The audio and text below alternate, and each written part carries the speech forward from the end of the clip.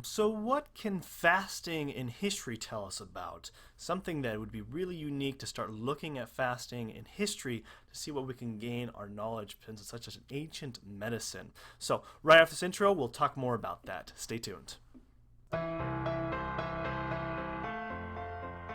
What's up, my fasters? It is the Dr. LeGrand show, and we talk everything about fasting here and intermittent fasting. So today is Monday, and I have changed a little bit of what I'm doing on Mondays. We were talking about doing health tip videos, but you guys really are more interested in about doing the fasting videos. So I'm going to do Mondays where we're going to talk about history in fasting and maybe religion stuff, or looking at different types of religions of why they implement fasting and what we can learn from that.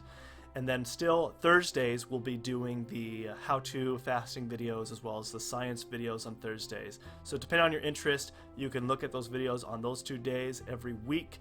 And if you haven't subscribed, like I said before, just go ahead and hit that subscribe bell and hit that notification so you don't miss any other types of fasting videos that we put here on this channel. So looking at history when it comes to fasting is a very unique perspective because fasting has been around since the beginning of human existence. It's been implemented, and that's why our body is really, our DNA is really adapted to fasting, and why it could be such a powerful medicine for us, as you guys probably already know. And if you're new to fasting, you can check out all the other videos I've talked about fasting. I'll make sure to leave that at the end of our video so you can check those videos out. But going back to the history, so first off, I think that what's really unique about fasting and what we can't disregard is, of course, all the different types of religions out there that have to do with fasting. So jumping right into the slideshow I kind of prepped for you guys. So first off, really looking at the three big influential people in history, not just in religion, but Jesus Christ, Buddha, and Muhammad. These three people have been such a huge influential part in people's religion, but also each three of these figures implemented fasting. And we know this from just if you look at the text and the religious scriptures that have to implement for each one of these types of religion. But why it is so important, the reason why I want to probably dive in each one of these as you guys kind of join in my journey of studying each one of these figures, as well as all the different other types of religions. And if there's a particular religion, if you have a particular religion that you fast more, that you want me to kind of research more into and why it's important with fasting, go ahead and leave that in the comment section below, and I'll make sure to address that more and more as I'm going through this journey. But really, we have to look at how religion, of why people do it, and a lot of reasons is, of course, to gain more of a spiritual gaining and knowledge. But why? What the reasons of why that isn't so important for every religion of implementing fasting for people, but also even all the great health benefits that we've already talked a lot about this in this channel, but really looking at the implementation.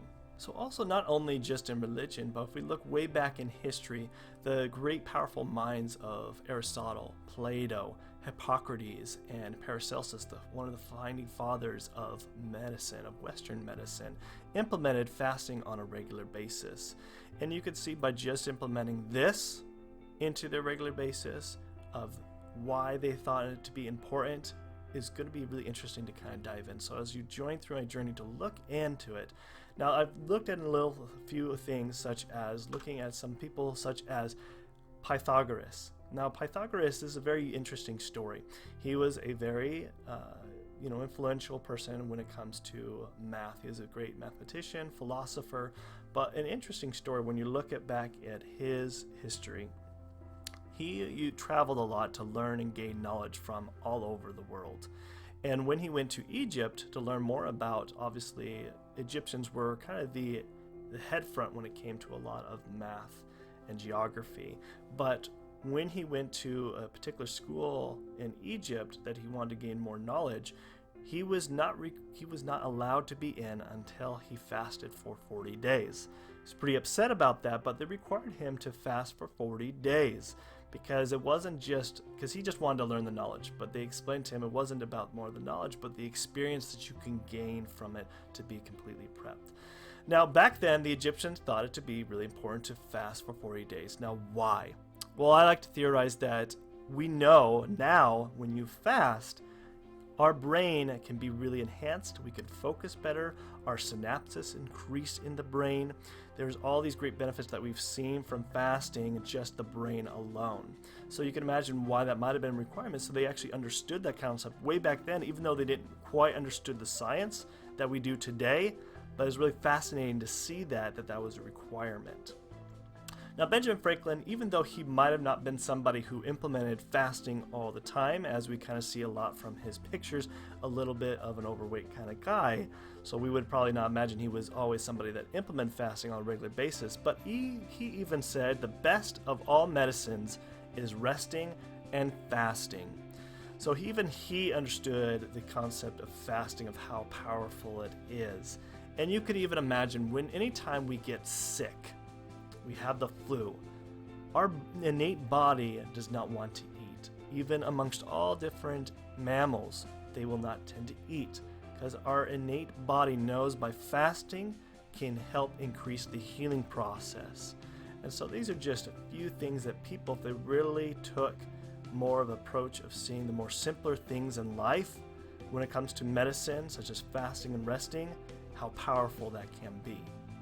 Another influential person is Mark Twain, and he said a little starvation can really do more for the average sick man than can the best medicines and the best doctors. So even he understood that when you're sick, you can have the best medicine, the best doctors, but a little starvation, such as I would not use maybe those terms starvation, but more fasting, can be really influential. So really just looking at history of why I'm finding it to be important to kind of look back at history. So as you guys follow my journey to look at history when it comes to fasting and gaining from all this knowledge that we can learn from our ancestors when it comes to fasting, how we can start implementing that more into our daily lives with fasting. So I hope you guys enjoyed this video. If you guys have questions about fasting and history, and especially if you guys have a particular interest, because I'm going to start this list, and if you have a particular interest in history that you want me to focus, I'll put that as more of a priority. So put that in the comment section below, and I'll make sure to put that. Especially, I'm going to kind of dive in a little bit, religion, especially like Ramadan is definitely a big interest in mine to look more into, and seeing all the benefits, and maybe if there's any kind of research behind it to look at that. But if you leave in the comment section below, you'll have priority of me doing those videos first if you put it in the comment section below, and I'll make sure to make that more of a priority. But hope you guys like this video, and again, if you have not subscribed to our channel, you're interested in all different types of fasting, intermittent fasting videos, specifically here on Monday where we're going to talk more about history and fasting, and then Thursdays more of the how-tos and science behind fasting, go ahead and hit that subscribe bell over here, and then I will leave some other list over here that you guys can check out if you have not seen those videos. So I love you guys. Until next time, I will see you next time. Dr. LeGrand out. Thanks. Bye.